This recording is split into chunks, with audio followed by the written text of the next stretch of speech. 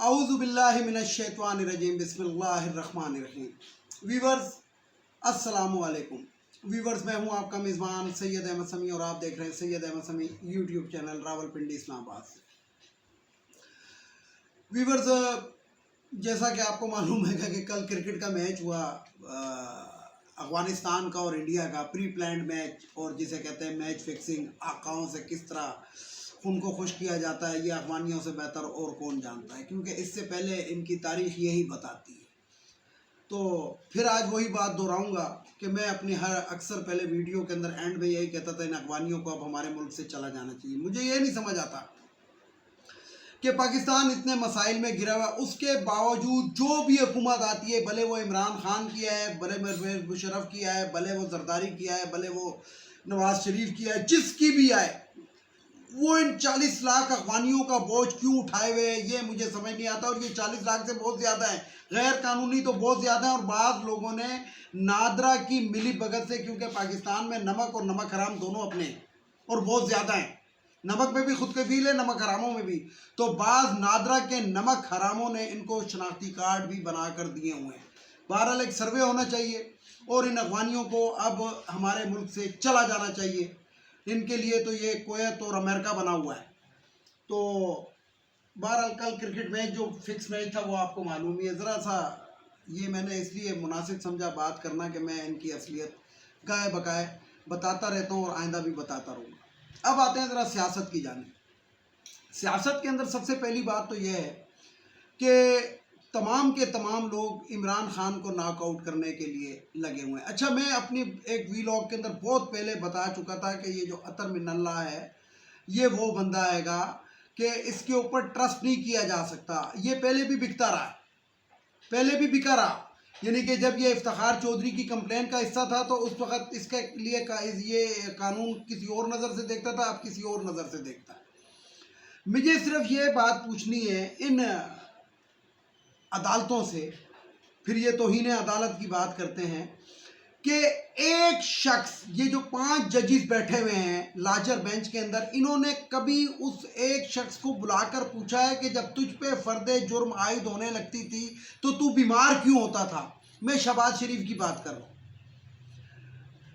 और तूने अपने भाई की जो गारंटी दी थी वो भगोड़ा हो गया, और तुमने गारंटी दी थी तो तुम मुझे, यानी कि इन 5 जजेस ने कभी इनसे पूछा, इससे बुलाकर पूछा, या इनको जुर्रत नहीं, या इन पेंट यानी कि इन जजों की पेंटे गिली होती थी? मेरा ख्याल क्यों गिली होती थी? क्योंकि डॉलर लिए हुए हैं, पैसा लिया हुआ है जनाब। खास तौर पे ये मैं आपको बताऊं कि बाज़ तो ऐसे जजेस हैं जिनकी तस्वीरें वायरल हो चुकी हैं, जिनकी मीडिया पे तस्वीरें मौजूद हैं कि जनाब कभी नवाज शरीफ के साथ किसी कॉफ़ी हाउस पे बैठे और कभी क्या कर रहे हैं और कभी क्या कर रहे हैं। बहरहाल इससे कतई नज़र इमरान खान का बयानिया बिक नहीं रहा, बल्कि जिसे कहते हैं सर चढ़कर बोल रहा है, और ऐसा बोल रहेगा कि जो मर्जी ये लोग कर लें, फर्दे जुर्म आयद कर लें या जो मर्जी कर लें, फैसला नहीं दे सकेंगे। अगर फैसला देंगे तो आज जो जलसे जुलूस जो शुरू हो चुके हैं उनके अंदर न्यूट्रल्स की भी टांगें कांप रही हैं, और इन लोगों की तो टांगें पहले ही कांप रही हैं। और ये न्यूट्रल्स की टांगें जो हैं ये बकौल वो जो कौमी असम्बली का जो स्पीकर था अयाज सादिक, बकौल अयाज सादिक के तो माथे पे तो इनके पसीना भी रहा है।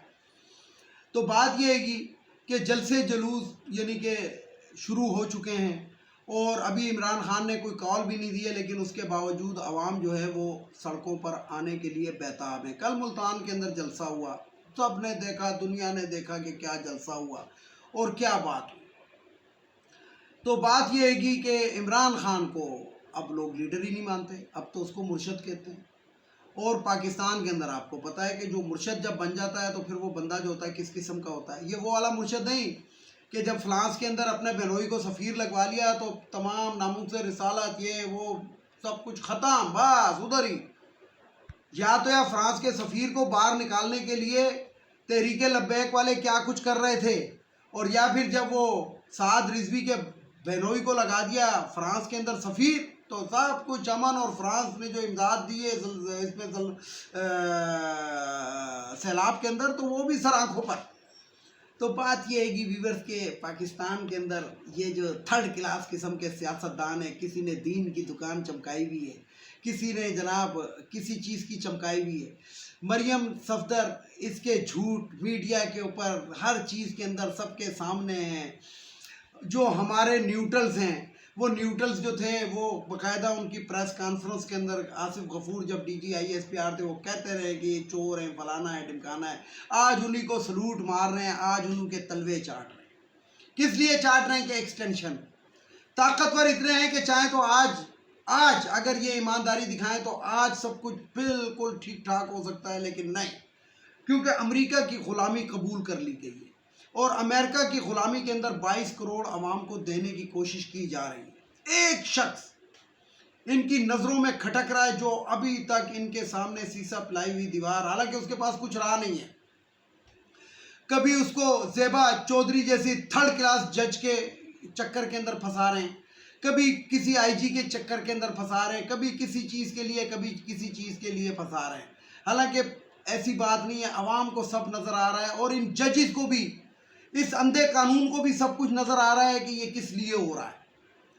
لیکن ان لوگوں کی بھی مجبوری ہے. کون سی ایسی بات تھی کہ 5 منٹ کے اندر جانے کے بعد وقفے کے اندر جو عدالتی معاون آپ نے خود مقرر کیے تھے کہ عدالت کی آگے معاونت کریں, انہوں نے بھی کہہ دیا کہ جناب یہ کیس نہیں بنتا, لیکن اس کے بعد آپ اکڑ گئے کہ جناب فرد جرم عائد کریں گے, کیونکہ آپ کی جو وہ بین بندی ہے زیبا چودھری صاحبہ, ان کی شان میں گستاخی ہو گئی ہے. کون سی گستاخی ہو گئی ہے؟ آپ جو مرضی گستاخیاں کرتے رہیں, آپ جس کو مرضی بلاتے رہیں, آپ جس کے مرضی وارنٹ ایشو کرواتے رہیں, آپ جس کے مرضی جسے کہتے ہیں کہ ریمانڈ دیتے رہیں, لیکن اگر وہ ریمانڈ دینے والے کے کوئی رشتہ دار جاننے والے ساتھی اگر یہ کہہ دیں کہ جج نے فیصلہ غلط کیا ہے تو توہین عدالت. آپ اپنے منصب پہ بیٹھ کے کن کن کی توہین کر رہے ہیں. آپ تو, میں اگر یہ کہوں تو آپ تو اپنے حلف کی توہین کر رہے ہیں, لیکن آپ کے اوپر کوئی قانون اس لیے نہیں لگتا کہ قانون بھی آپ لوگوں کے اور اپنے اوپر اس کی تشریح کرنے والے بھی آپ لوگ. تو بات یہ ہے کہ شہباز شریف کی شوبازیاں ختم ہو نہیں رہی. کٹھ پتلا وزیر اعظم ہے, کوئی اس کی چیز اس میں نہیں ہے کہ نہ یہ کوئی آرڈر دے سکتا ہے نہ کوئی دے سکتا ہے.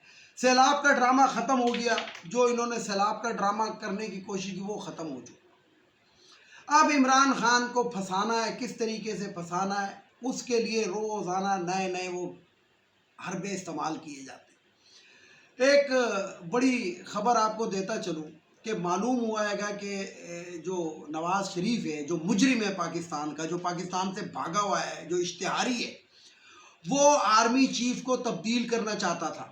یعنی کہ آرمی چیف کو ریزائن, یا آپ اسے کہہ دیں کہ جسے کہتے ہیں کہ اس سے ریزائن لینا چاہتا تھا. اور یہی بات عمران خان جب کہتا ہے کہ جناب ایک ملک سے بھگوڑا ہے, ایک وارداتی جو ہے, وہ پاکستان کی قسمت ایسی ہے کہ وہ ادھر کا آرمی چیف سلیکٹ کرے گا, تو نیوٹرلز کو غصہ آ گیا. اور نیوٹرلز کہتے ہیں کہ آرمی میں اس کے اندر غصہ پایا جاتا ہے عمران خان کی اس اسٹیٹمنٹ پہ. بھائی غصہ اس وقت کیوں نہیں آیا تھا کہ جب کارگل سے تمہارے یہ نواز شریف نے فوجیں واپس بلائی تھی, اس ٹائم کیوں نہیں غصہ آیا تھا؟ اس وقت کیوں نہیں غصہ آیا تھا جب مریم نواز اپنے جلسے میں کہلوا رہی تھی کہ یہ جو دہشت گردی ہے اس کے پیچھے وردی ہے؟ اس وقت غصہ کیوں نہیں آیا تھا جب نواز شریف جنرل باجوہ تمہارا نام لے کے کہہ رہا تھا کہ تمہیں جواب دینا پڑے گا؟